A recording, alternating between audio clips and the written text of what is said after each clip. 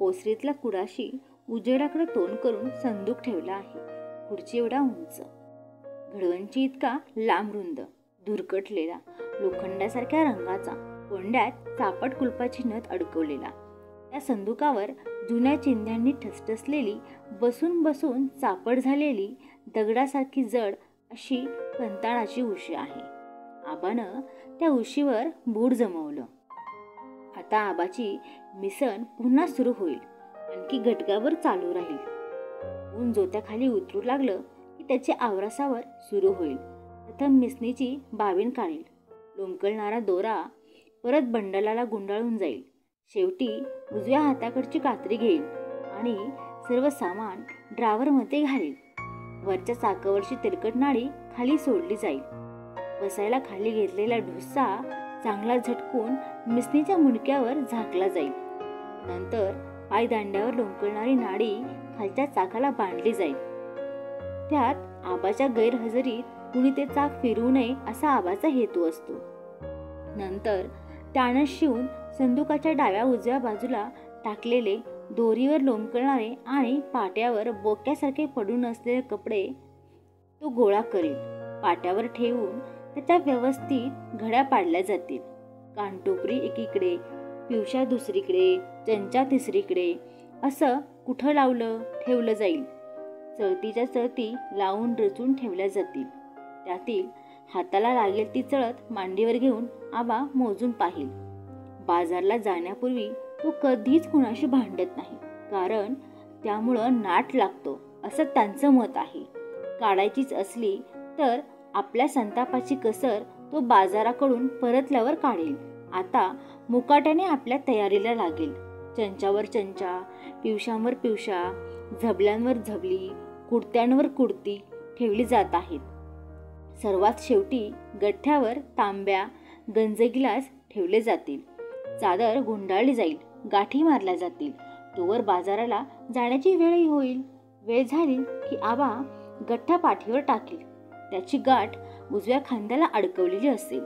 तोवर ओसरीतल्या रबरी वाहना आबाच्या पायात गेल्या असतील. त्यानं हातात एक काठी घेतलेली असेल. काठी टेकत टेकत आबा जोत्याच्या ओबडधोबड पायऱ्या उतरेल. वाटेला लागेल. वाटेत लहान लहान 2 गावं लागतील. मग मोठ्याने साथ घालीत. पाहिजे कोणाला चंचा, पिवशा, झबले, कानटोपरे कुणी हाकाळलंच तर दारात गठ्ठा सोडला जाईल. नाहीतर हातातली काठी तशीच पुढं पुढं टेकत राहील. असा आबा ऐन बाजाराच्या वेळी शेंदूरजण्याला पोचेल. तिथं एखादी रिकामी जागा पाहून आबा काठी जमिनीवर आपटेल. तेवढ्यात कधी डावीकडचा तर कधी उजवीकडचा दुकानदार म्हणेल, बुड्ढ्या तिथं नको मांडून आपलं दुकान. आबा ऐकल्यानं ऐकल्यासारखं करून आपला गठ्ठा सोडू लागेल. मग दुकानदाराचा आवाज उंचावेल, मी काय म्हणतो. सारं काही माहीत असल्यागत मी दुकानदाराकडं न बघता विचारेन, का बा गा ही जागा नारायण शिंप्यांचा आहे, त्यानं विकत घेतली का. असं म्हणून आबा बेफिकिरीनं गठ्ठ्यातील चळती काढेल. मांडत राहील. छपरावरील कौलासारख्या उतरत्या. आबाचं दुकान मांडून अर्धा 1 घंटा झाला असेल नसेल तो नारायण तिथं एक गट्टा घेऊन हजर होईल. आबाच्या दुकानाशी गट्टा लावून तो म्हणेल, का गा तू इथं कसा बसला. आबा आवाज चढून म्हणेल, म्हणजे काय, ही जागा माय आहे. असन नाही, उचल इथून दुकान. आबा भितरून म्हणेल, बाप्पा डोळे काढते का गा, बसला का बा माया जागेव, नाव लिहिलं आहे काय तू. आता उचल का नाही दुकान मुकाट्याने इथून. तरी आबा न डगमगता म्हणेल, नाही, फेकून दे, फेक बरं. त्याचा नाईलाज होईल.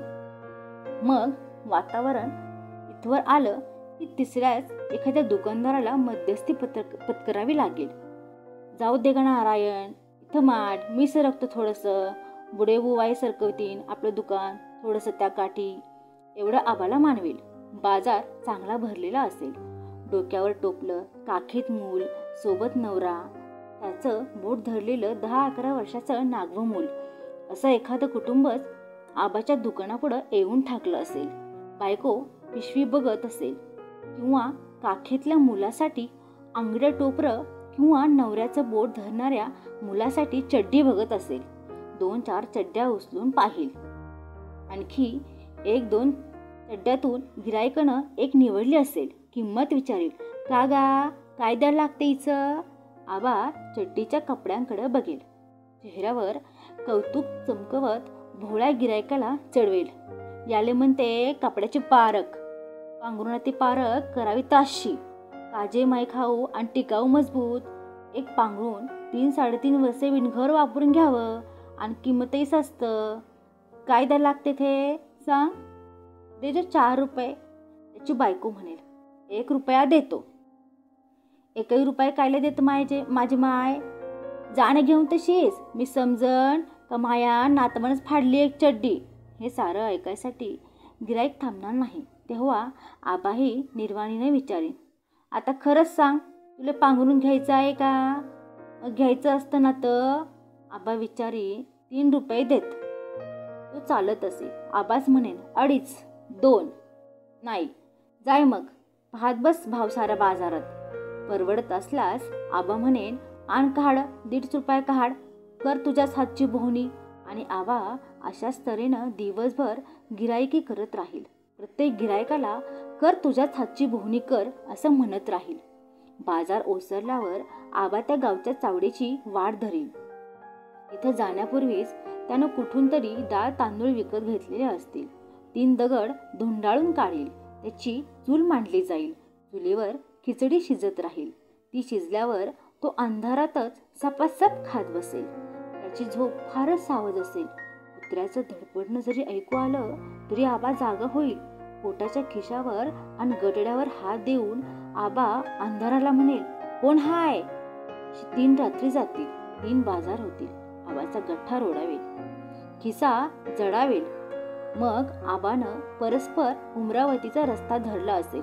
मोठमोठी दुकानं न्याहाळत भटकेल. दुकानदारांचं त्याची चौकशी केल्यावर विचारेल, रेसगीर हाय काय? होय, दाखव बरा. रेसगीर पाहिल्यावर आबा म्हणेल, काय द्यायला लागतं याचं? 10 रुपये. आबा दचक लागत गट्टा काठी सावरेल. मग म्हणेल, अहो आई, काय त्यांच्यात? हातभराचा तुकडा पाहून काढतो म्हटलं तर सापडत नाही. बरं 7 रुपये देऊन टाका. नाही बा, पुरत नाही. तुम्हीच सांगा आता एवढ्याला पाहिजे आहे ते.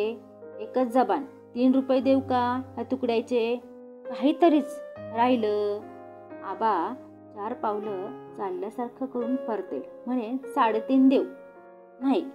आबा आजीजीनं म्हणेल, तुम्ही लोक आम्हा गरीबाले पोट ना भारू देत. अहो आहे, काय त्या चिंध्यात? दुकानदार पुन्हा एक वार त्या तुकड्यावरून हात फिरवी. म्हणेल 4.5 देऊन टाका. आता फतकल मांडून म्हणेल, असं करा, 8 आणे तुम्ही उतरवा, 8 आणे मी चढवतो, टाका देऊन. आबा रेसगीर सावडू लागेल. दुकानदार म्हणेल, नाही जमतो, सारं जमतं. या वागताची कसर पुढं काढून घे जा. ऐका माया गरीबाच्या मनचं.